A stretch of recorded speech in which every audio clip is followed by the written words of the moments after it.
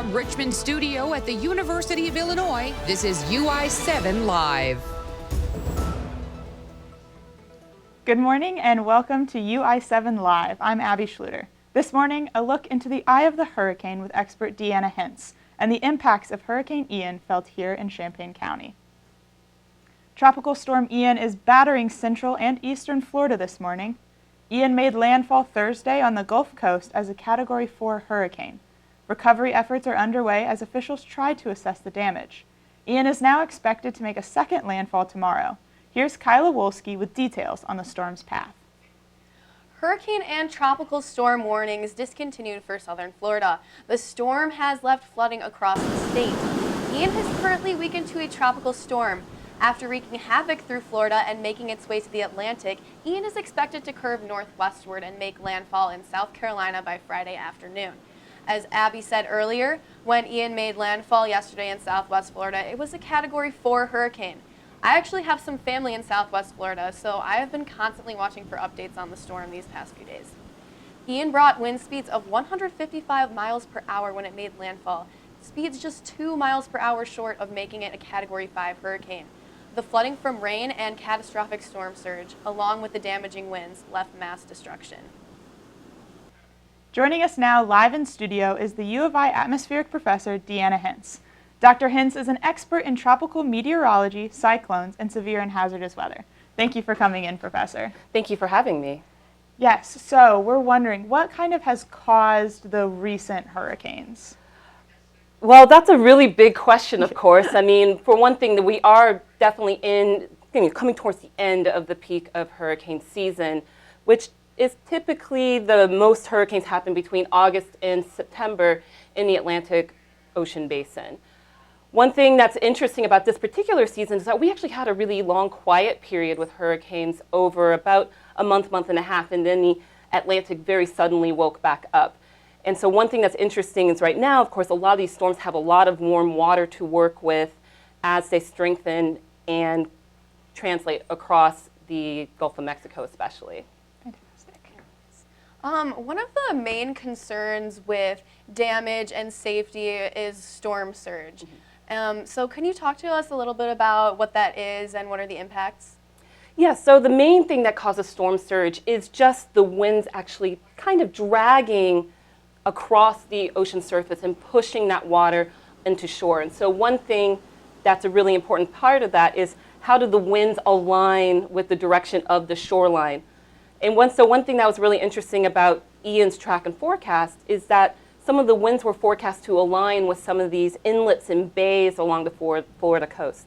So if the winds align just right, they can push all that water onto the land that's nearby. Another much smaller aspect is that the sea level actually rises because of the much lower atmospheric pressure. So that's that weight of the atmosphere on top of the ocean. But the much bigger component is actually the winds just basically shoving the water along. So for those of us who maybe aren't as familiar with hurricanes, what does it mean that when Ian hit, it was a Category 4 hurricane? Yeah, so when we talk about Category 1, 2, 3, 4, and 5, we're talking about the Saffir-Simpson scale, which was a damage scale that was a partnership between an atmospheric scientist, a hurricane specialist, and a structural engineer. So one thing that's really important to keep in mind is that this scale ranks damage. That's its main point. So it's this scale from relatively minor damage to catastrophic. So once we determined that, we were able to back out what kind of wind speeds and other factors would lead to that kind of damage. And so Category 4 is that second to highest level in terms of the amount of damage that Ian was capable of. Okay, fantastic. So Ian is going to make another landfall tomorrow. What can people kind of expect when the storm hits? So one thing is that Ian, of course, has weakened as it translated over Florida. And so it's going to have a little bit of time to pick up some more warm energy from the ocean before it makes landfall, probably around the Carolinas. Because of the weakened state, the winds may not be as bad, but it still has a lot of potential for rainfall. And so one thing people definitely have to look out for is between some of that coastal flooding from some storm surge, but also all of the rain may lead to significant flooding in some parts. Gotcha. Well, thank you so much for coming on today and letting us know all about hurricanes for those of us in Central Illinois who may have never seen one before. We really appreciate it. Yes, thank you so much.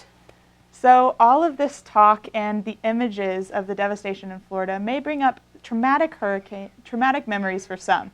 UI7's Natalie Murillo introduces us to U of I student Brenda Flores Santiago, who shares her memories of surviving Hurricane Maria in 2017, when the Category 5 storm hit Puerto Rico.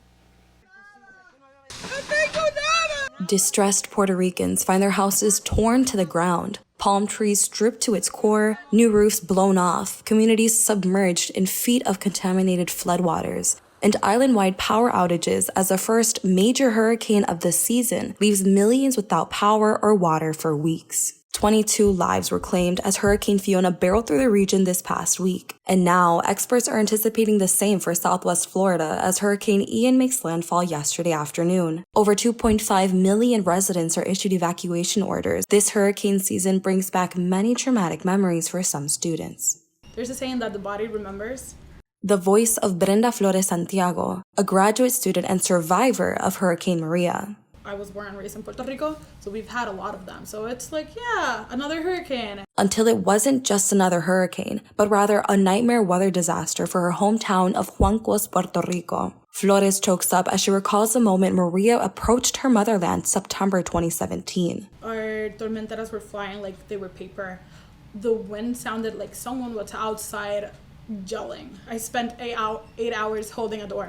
Because the wind was so strong, it felt like they were going to burst open. And we see history repeating itself as those same winds demolish a newly constructed temporary bridge to help mitigate damages caused by Maria. My mom was trying to cry. My dad didn't know what to do.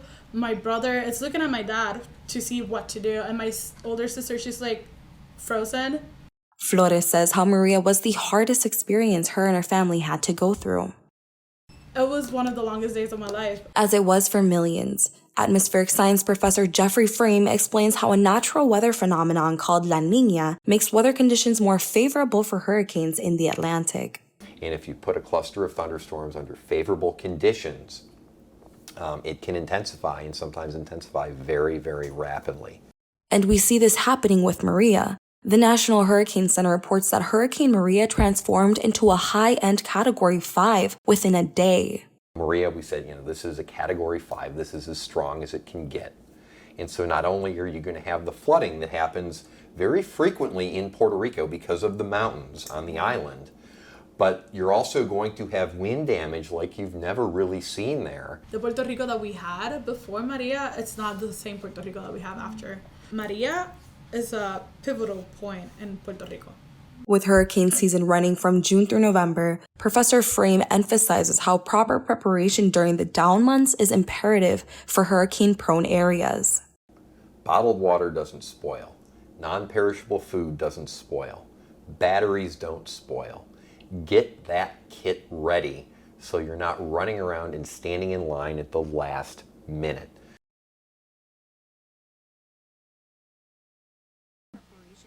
Let's turn now to a local look at weather here in Central Illinois. Kyla, I really had to bundle up coming into the studio this morning. Do I need to keep my jacket on this weekend, or is warmer weather coming up for my trip to the Pride Fest parade? Well, Abby, I would say that it looks like you might want to keep a light jacket with you this weekend. Temperatures have stayed decently cool since fall arrived last week, and we've been enjoying some beautiful weather lately in Champaign-Urbana. We can see that again today looking at our AlmaCam. Our current temp is 61 degrees and skies are bright and sunny, making for a nice walk to class. Our high for today will reach 66 and our low will be around 42 degrees. We will not see any precipitation today and conditions will stay sunny. Humidity is low this Thursday and winds are light. Temperatures will cool down into the 50s this evening, so if you are going to cheer on the women's soccer team against Iowa at 7 p.m., you will likely want to dress in long pants and have a sweatshirt or jacket with you. Looking at the rest of the weekend, it seems like we will be rewarded for making it through the 6th week of the semester with some more nice weather. Conditions will be perfect for watching any of our Illini sports teams who compete outdoors, so be sure to head out to one of the baseball, soccer, or softball games this weekend. Now, if we take a look at this model here, we can see practically no precipitation in both our area and practically all of Illinois. Skies will be sunny all weekend. We can also see a high pressure center move near us over the Wisconsin and Great Lakes area. High pressure is typically associated with nice and calm weather, which is what we can expect. The high for tomorrow will be 72 and our low will be 45 degrees. We will have some light winds from the northeast. Looking ahead to Saturday, our temperatures will be a few degrees warmer with a high of 75. Our low for the day will be around 48 degrees. Winds will be moderate on Saturday and Sunday, and humidity will remain low. Sunday's high will be 73 and temps may get as low as 45. Now, the outdoor pool at the Ark is open until October 3rd if temperatures remain above 60 degrees. So if you like to swim, I recommend taking advantage of this nice weather and enjoying the outdoor pool here on campus for the last weekend you are able to this semester. This was Kyla Wolski with your UI7 Live weekend weather forecast. Have a wonderful weekend, Illini. When we get back, we'll take a look at the first annual Champaign County Balloon Festival. We'll also explore a new memorial on campus. Plus, what to expect from Pride Fest this weekend. Stick around. Welcome back to UI7 Live. Queen Elizabeth II passed away on Thursday, September 8th at the Balmoral Castle at the age of 96. Queen Elizabeth was the Queen of the United Kingdom from February 1952 and served until her passing. Her passing puts an end to a reign that lasted 70 years. She will be remembered as the longest-serving monarch in British royal history. She served to 32 sovereign states. Her passing puts the United Kingdom into a 12-day mourning period. Her oldest son, Charles, became the King of the United Kingdom right after the passing of the Queen. There are many different reactions to the recent death and the new transition of power. We captured the reaction to the royal death here in Champaign-Urbana. Professor of History Dana Rubin, who has studied British history for the 30-plus years, believes that the form of government doesn't make any sense in today's era. Actually, I have to tell you, I mean, I don't really believe in monarchy. I don't believe there's better, some people are better or more noble because of who their family is. I really don't believe in that. The Queen's funeral, along with the coronation of King Charles III, will forever be marked as a national holiday. Meanwhile, the entire world waits in anticipation of what the future of England will become. The Queen is now lying in state at Westminster Hall in London. Her coffin traveled from Buckingham Palace alongside King Charles III and other members of the royal family on Wednesday. She will lay there until her funeral, which is next Monday, September 19th. People are now able to view the coffin to pay their respects. Charles III was made the King of the United Kingdom after his mother, Queen Elizabeth, died last Thursday. His proclamation happened in a ceremony at St. James Palace, a Thunder Palace royal residence near Buckingham Palace. Although he is already king, he won't be officially crowned anytime soon. Traditionally, there's a lot of time set aside to mourn. For example, Queen Elizabeth had her coronation more than a year after her father died. Charles' coronation will occur during next spring and is expected to be a bank holiday. For His Majesty the King. Hip hip! Hooray! Hip hip! Hooray! Hip hip!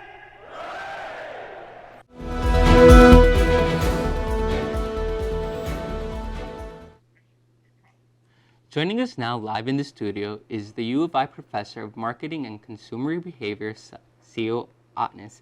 She is an expert on the British royal family and the author of the book Royal Fever, The British Monarchy in Consumer Culture. Thank you for coming.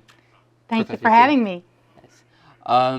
So with the recent passing of the Queen's death, what does this represent for the people in the UK? Well, for many people, this is the only queen they've known. You'd have to be over 96 to have had another queen, another monarch. So she really is kind of the grandmother of the nation. People sort of filtered history through her, and she represented, you know, the rituals and the heritage and all the good things about Britain, all the virtues that people admired. As you mentioned, you said that this is the first queen, like a lot of people have witnessed. So I feel like there's a lot of uncertainty with what comes next. So can you tell us a bit more about that? Sure. We've already heard discussion about what is called the slimmed down monarchy that Prince Charles is planning on enacting. And in fact, there was a bit of a kerfuffle earlier in the week because apparently about 100 people got their notices that they might be laid off of the palace staff during the time they were helping prepare the morning activities, so that was a little bit controversial. But what it really means is that there may be fewer people in the family who might actually have official royal roles.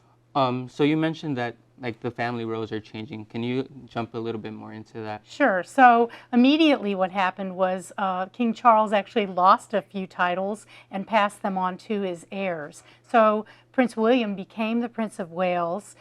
Kate Middleton, the Duchess of Cambridge, became the Princess of Wales.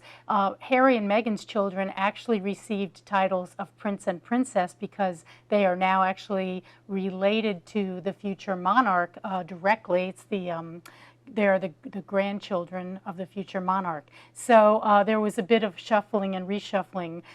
His younger brother Edward may receive a new title as well. I think he's going to be the Duke of, he's going to have his father's title, the Duke of Edinburgh, I believe it was, yeah. So with titles changing a bit around, what can King Charles expect once he's officially coronated? I think if you have a title that begins with Duke, you're going to be expected to assist the royal family in an ambassadorial role very heavily, or Prince, for example. So his son will be taking on quite a lot of the roles and have a different life. And they have three young children, so that'll be quite a shift. It's worth remembering that Prince Charles is already 73 years old, so he's going to need the help of the younger generation to keep the monarchy vital and relevant to much of the generations. All right, thank you for joining us. We're fortunate to have a high-profile guest with us in the studio today. University Police Chief Alice Cary is with us, along with Archie, one of the department's therapy dogs. Thank you for joining us, Chief Cary and Archie. Absolutely. So we're a few weeks into the semester so far. How would you kind of describe the level of crime on campus? Well, crime on campus in and of itself hasn't increased. It's the surrounding areas that we have concern with. But even with Champaign and Urbana, the crime statistics show that it has decreased. Okay. We're working with Champaign in the campus town area. And if anyone doesn't know that, we're going to start taking over that jurisdiction October the 1st. Oh, wow, okay. Do you have any advice for students to kind of stay safe on campus or when they venture into the surrounding community? Absolutely. Stay on well-lit areas. Stay in groups, like 3 or more, so that you have support when you're walking in different areas that you don't know especially. And utilize our student patrol officers. It's called Safe Walk. And you can certainly call and request one of the student patrol officers to help assist you to get from point A to point B. Fantastic. I've used Safe Walks before, and I love having conversations with Yeah, these they're guys. great. They're fantastic. So some of these events that have been happening could be traumatic for students. Is that where Archie comes in? Absolutely. Archie is one of 4 therapy dogs that we have. Sometimes they're called comfort canines that help reduce stress and anxiety, and they can be used for traumatic incidences as well. So there's studies that show that just the mere presence of an animal can help reduce stress and anxiety that someone is experiencing. Not just with what's happening with violence, you know, not just here but across the country. These dogs can help our students who have academic stresses as well. As you know, there's a lot of deadlines and a lot of pressure on students these days, you know, to perform well. So when it comes to midterms and finals, our dogs get pretty busy. Definitely. I know I love reaching out to the therapy dogs when I can't go back to my own dogs at Yeah, home. we hear that a lot. Yeah. Yes. What's been kind of the community response to the therapy dog program? It's been really responsive. We have a lot of requests, not just on campus, but off campus. We do a lot of work with students in Urbana and Champaign. So they help, you know, the kids, you know, and just kind of, you know, help them through their day and just put a smile on their face. You know, that's the bottom line. Yeah. You know, people approach the dogs and they're like, "Can I pet your dog?" And we're like, "Yes, we welcome pets." So definitely. So if people run into Archie or his friends on campus, or they kind of see your cool new van driving around, are they welcome to come up and say hi? Absolutely. You know, it's such a great icebreaker. You know, it's just people always focus on the dog, and then eventually the conversation, I say, goes up the leash, you know, and it really helps build relationships. And there's still a lot of work we have to do in public safety, to gain that trust. But these dogs really help, spark a conversation, and they forget that we're in uniform, and we're police officers. So they help in humanizing who we are. And so they don't even know it. I mean, Archie's laying around and, the focus is on him. But it's really something that's picked up nationally, that therapy dogs are being utilized across the country. Fantastic. Well, thank you so much for being here, Police Chief Cary, and for bringing Archie in to see us. We loved having you guys at the studio today. Well, thanks for having me. Of course.